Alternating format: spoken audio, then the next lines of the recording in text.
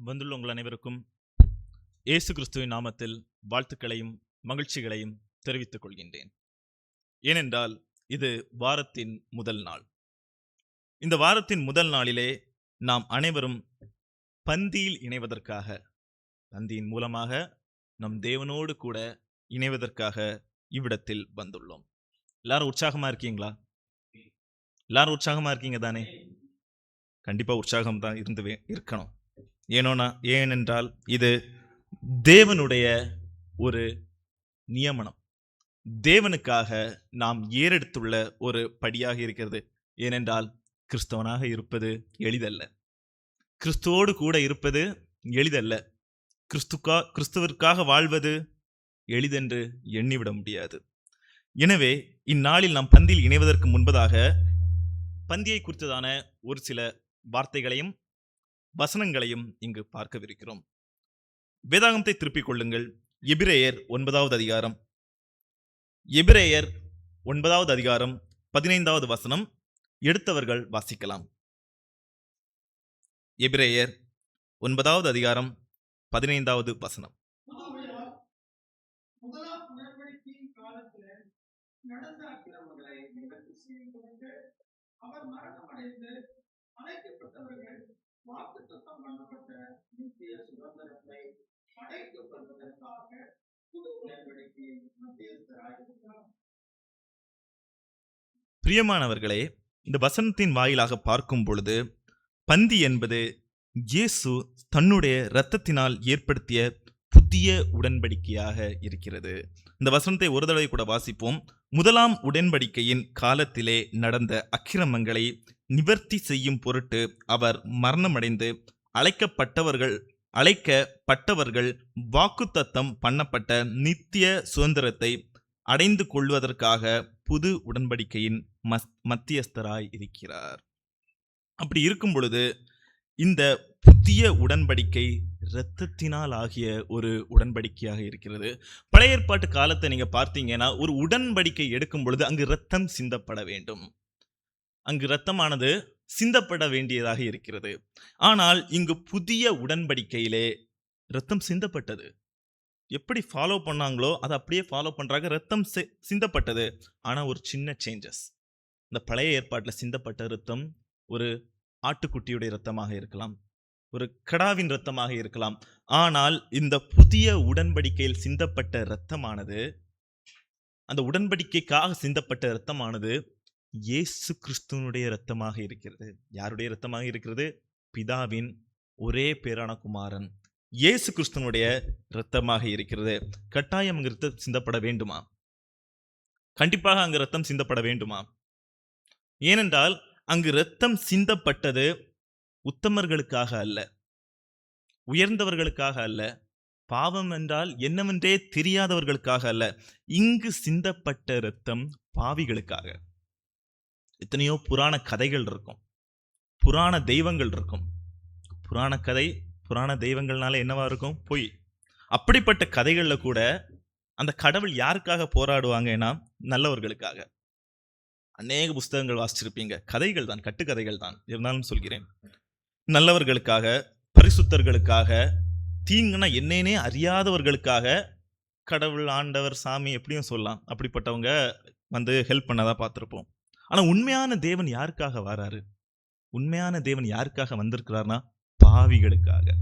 உண்மையான தேவன் யாருக்காக வந்திருக்கிறாரு? பாவிகளுக்காக. ஆனா அநேகரான நாம் சபையை புறக்கணிக்க காரணம் என்னவா இருக்குன்னா, பாவம் எனக்குள்ளாக இருக்குது. நான் எப்படி இந்த பந்தியில இணைவேன்? நான் ஒரு பாவியா இருக்கிறேனே, நான் எப்படி முன்னாடி வந்து இந்த பந்தியில இணைவேன்னு நினைச்சிட்டே அநேகரான நாம் சபையை புறக்கணிக்கிறோம்.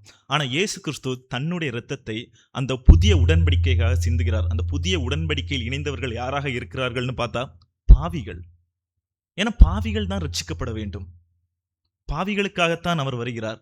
பாவம் ரட்சிக்கப்பட வேண்டும் என்னும் ஒரே காரணத்திற்காக தன்னுடைய இரத்தத்தை சிந்துறாரு.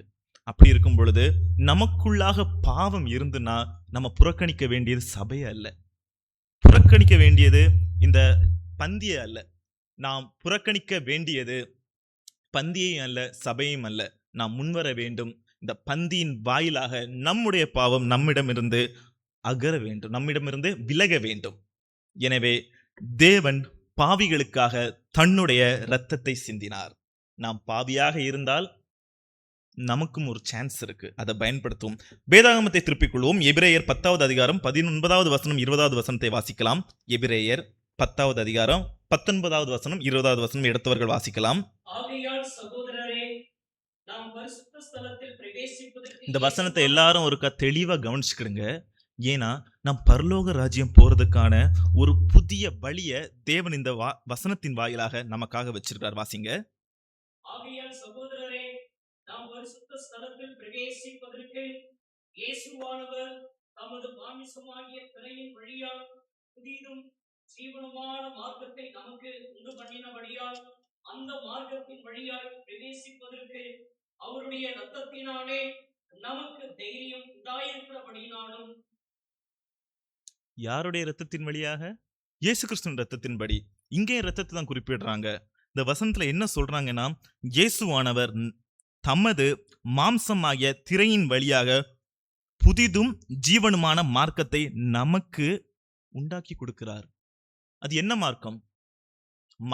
இங்க மதத்தை சொல்லல. அவர் எதை சொல்றாருன்னா மார்க்கத்தை சொல்றாரு.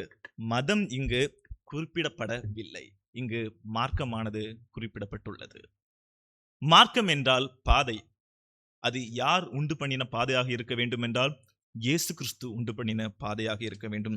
இன்றைய நாள்ல நீங்க பாத்தீங்கன்னா அநேக சபைகளை பார்க்கலாம். புதிய புதிய பேரா இருக்கும். சபை ஓனரோட பேரா இருக்கும். ஃபவுண்டரோட நேம் வச்சிருப்பாங்க. சிலர் என்னெல்லாமோ பேர் வச்சிருக்காங்க.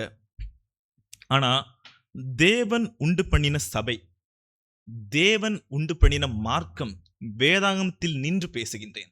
தேவன் உண்டு பண்ணின அந்த சபை எதுவாக இருக்கிறது என்றால் கிறிஸ்துவின் சபை. இந்த ஞாயிற்றுக்கிழமையில வாரத்தின் முதல் நாள்ல கிறிஸ்துவின் சபைக்குள்ளாக வந்து நாம் இந்த பந்தியில் இணைகிறோம் என்றால் அந்த பந்திக்கான மரியாதையை நாம் அதற்கு கொடுத்தே ஆக வேண்டும். ஏனென்றால் இது ஒரு உணவுப் பொருளாக இருப்பதும் அல்லது இயேசு கிறிஸ்துனுடைய சரீரத்திற்கும் இரத்தத்திற்கும் உகந்த ஒன்றாக மாறுவதற்கான ஒரு வழியை அமைப்பது நம்மிடத்தில் தான் இருக்கிறது. அது தேவனிடத்தில் இல்லை. எல்லா காரியங்களையும் தேவன் செய்யும் பொழுதும் இந்த பந்தியானது உணவாகவோ அல்லது இயேசு கிறிஸ்துவின் இரத்தமாகவோ சரீரமாகவோ மாறுகிறது என்றால் அந்த ஒரு கடமையானது நம்முடைய கரங்களில் அளிக்கப்பட்டுள்ளது. எனவே நாம் இந்த பந்தியை கை நீட்டி வாங்குவதற்கு முன்பதாக சற்றே சிந்தித்து பார்ப்போம். எந்த மார்க்கத்தை பின்பற்றோம்? கிறிஸ்துவின் சபைக்கு தான் வந்திருக்கோமா? அப்படி வந்தோம்னா நம்முடைய மனம் எதை நோக்கி உள்ளது? மனதிற்குள்ளாக எதை புதைத்து வைத்துள்ளோம்? தேவனுடைய வார்த்தையை புதைத்து வைத்துள்ளோமா? வக்கிரத்தை புதைத்து வைத்துள்ளோமா? அல்லது கோபத்தையா? எவர் மீதோ கொண்ட ஒரு கருப்பையா? எதை மனதிற்குள்ளாக வைத்துக்கொண்டு நாம் இந்த பந்திக்கு முன்பதாக கையேந்தி நிற்கிறோம் என்பதை கட்டாயம் நாம் சிந்தித்து பார்க்க வேண்டும். வேதாகமத்தை திருப்பிக் கொள்வோம். ரோமர் 5வது அதிகாரம் 8வது வசனம். ரோமர் 5வது அதிகாரம் 8வது வசனம் எடுத்தவர்கள் வாசிக்கலாம். ரோமர் 5வது அதிகாரம் 8வது வசனம்.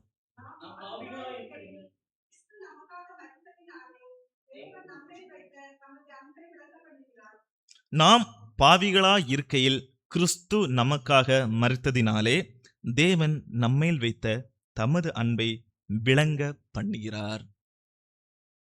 மெசேஜ் தொடங்கும் போதே பார்த்தோம் இல்லையா? யாருக்காக மரிச்சார்னா பாவிகளுக்காக. பாவினா எங்கேயோ பேரண்டான், நாம் தான் பாவி.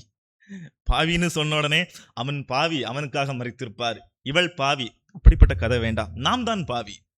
பாவம் செய்யாதவர்கள் இப்பூமியில் எவருமே இல்லை. அறியாமல் பாவம் செய்திருப்பார்கள், அறிந்து பாவம் செய்திருப்பார்கள். ஏதோகிலும் ஒரு பாவம் வாழ்க்கையில் கட்டாயம் இருக்கும். ஆனால் அந்த பாவத்தை தலைமீது சுமந்து கொண்டு நடக்கும் ஒரு கிறிஸ்தவனாகத்தான் நாம் இருந்துவிடக்கூடாது என்கிறேன். பாவம் வந்தா அந்த பாவத்தை கழுவிடணும். அதை கழுவுனாதான் பந்தி அதனுடைய வேலையை செய்வதற்கான அந்த வழியை நம்ம சற்று சுத்தம் படுத்தி கொள்றோம்னு அர்த்தம். அப்பந்தான் அதோட வழி ஃப்ரீயா இருக்கும். பந்தி அதோட வேலையை அது செய்து. ஏனென்றால் இது நினைவு கூறுவதற்கான ஒரு பந்தியாக இருக்கிறது. நினைவு கூறுவதற்கான பந்தியில் நம்ம நினைவே கூறலைன்னா அது என்ன ஒரு பந்தி? உணவுப் பொருள், ஜஸ்ட் ஒரு ட்ரீட் மாதிரி தான். ஒரு ஃபுட்டாட்டு வரும், ஃபுட்டாவே போயிடும். அந்த பந்தியினுடைய பணியை பந்தி நிறைவு செய்ய வேண்டும் என்றால் அதோட வழியை நம்ம சுத்தப்படுத்த வேண்டும். பந்தியினுடைய வழியில எதுவுமே இருக்கக்கூடாது. மேக்சிமம் என்னெல்லாம் பந்தியுடைய வழி அடைக்கும் தெரியுமா? முதலாவது அழிப்பது நம்ம மூளை தான். தேவையில்லாத ஒரு கோபம். இந்த கோபம் எல்லா காரியத்திற்கும் ஒரு வேராக இருக்கிறது. அந்த கோபம் மனசுக்குள்ள இருந்து போனாலே பாதி மனிதன் சுத்தமாகி விடுவான். இந்த கோபத்தை மனசுக்குள்ள வச்சுக்கிட்டு தான் பந்திக்கு முன்பதாக அநேக கிறிஸ்தவர்களாகிய நாம் நிற்கிறோம். அப்படி இருக்கும் பொழுது பந்திக்கான வழி சுத்தம் செய்யப்பட்டதான்னு கேட்டா இல்ல. பந்தி அதனுடைய பணியை செய்யாது. அது நினைவு கூறுவதற்கான ஒரு பந்தியாக இருக்காது. அது கோபத்திற்கு உரித்தான ஒரு பந்தியாகத்தான் இருக்கும். சும்மா டக்குன்னு வாங்கி வாயில போட்டுட்டு திராட்சரசத்தை குடிச்சிட்டு நம்ம மூவாகி போயிடுவோம். அந்த ஞாயிற்றுக்கிழமை, அந்த வாரத்தின் முதல் நாள் நம்முடைய பாதுகாப்பானது பூர்த்தி செய்யப்படவில்லை. ஏனென்றால் இந்த உலகத்தில் எப்போ என்ன எது நடக்கும்னு யாருக்குமே தெரியாது. இந்த தருணம் வரையில இங்க நாம் உயிரோட வந்து நிற்கிறோம்னா அதற்கு ஒரே காரணம் தேவன். வேற எந்த காரியத்தினையும் சொல்ல முடியாது. நிறைய பேர் சொல்லுவாங்க, நான் நீட்டா இருக்கிறேன், அதனாலதான் நான் ஸ்ட்ராங்கா இருக்கேன்.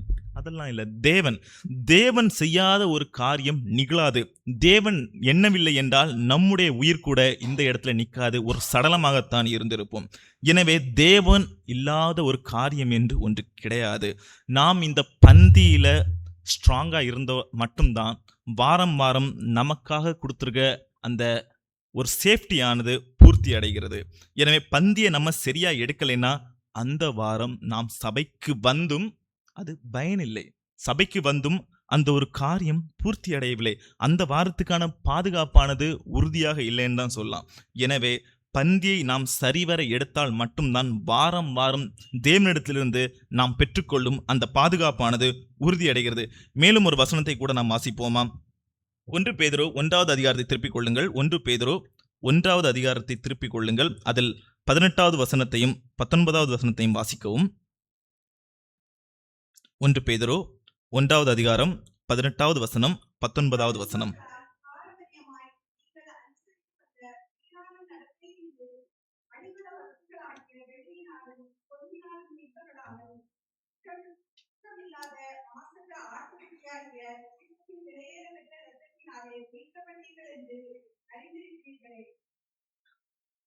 நாம் பந்தியில் பங்கு கொள்ளும் திராட்சை ரசம் நமக்கு கொடுக்கப்பட்ட மீட்பின் விலையேறப்பெற்ற மதிப்பை உணர்த்துகிறது. ஏனென்றால் அந்த திராட்சை ரசமானது சிந்தப்பட்ட இயேசு கிறிஸ்துவின் இரத்தத்திற்கு உறுதியாக இங்கு வைக்கப்பட்டுள்ளது. இந்த புவி உலகோ தங்கத்தாலும் வெள்ளியிலாலும் அநேக விலை மதிப்பற்ற, அதுக்கு மதிப்பே இல்லைன்னு சொல்லுவாங்க. ஆனா தேவனுடைய கிருபையை விடவா, தேவனுடைய அன்பை விடவா, இப்பேற்பட்ட தங்கத்தினாலும் வெள்ளியினாலும் இந்த புவி காரியங்கள் நிரம்பி வழிகிறது. ஆனால் கிறிஸ்தவனாகிய நமக்கு தெரியும், இங்கு மதிப்பு மிகுந்தது தேவனுடைய வார்த்தை. இங்கு அநேக மதிப்புள்ளது தேவனுடைய மார்க்கம். அந்த மார்க்கத்தின் வழியாக சென்று நாம் பரலோக ராஜ்யத்தை சென்றடையும் அந்த நாள், அந்த தருணம் தான் நமக்கு தெரியும் இவ்வுலகத்தை விடவும், உங்கள் அநேக காரியங்களை விடவும் விலை மதிப்பான உயர்ந்த ஒரு விஷயமாக இருக்கும்.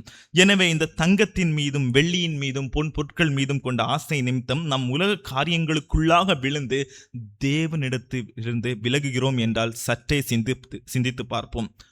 பணம் இருந்தா எதையும் வாங்கலாம், காசு இருந்தா எதையும் வாங்கலாம். ஆனா வாங்க முடியாத ஒரே விஷயம் எதுன்னு சொன்னா தேவனுடைய அன்பு, தேவனுடைய வார்த்தை, தேவன் நமக்காக அமைத்து கொடுத்த இந்த மார்க்கம். எனவே பந்தியில் உறுதியாக நிற்போம். தினசரி வேலையோ ஏதாகிலும் ஒரு காரியத்தையோ அல்லது பொருட்சேர்க்க வேண்டும் என்கிற ஒரு காரணத்தையோ முன்வைத்து கொண்டு இந்த பந்தியை புறக்கணிக்கும் ஒரு கீழ்த்தரமான கிறிஸ்தவனாக நாம் இருந்துவிடக்கூடாது. கிறிஸ்துவுக்குள்ளாக உறுதியாக நிற்க வேண்டும் என்றால் முதலாவது படி என்னவாக இருக்கிறது என்றால் அநேக காரியங்களை நாம் இழக்க வேண்டும். அநேக காரியங்களை இழக்க வேண்டும். இழப்பு ஒன்றே தேவனுக்குள்ளாக ஒரு கிறிஸ்தவனை உறுதியாக நிறுத்துகிறது. எனவே இந்த ஞாயிற்றுக்கிழமையில் வாரத்தின் முதல் நாளிலே சிறிது நேரத்தை கூட நாம் தேவனுக்காக செலவிட முடியவில்லை என்றால் அந்த வாரத்தின் பாதுகாப்பு நம்முடைய கரங்களிலிருந்து, தேவனிடத்திலிருந்து வருகின்ற அந்த பாதுகாப்பானது நம்முடைய கரங்களிலிருந்து சற்றே விலகுகிறது.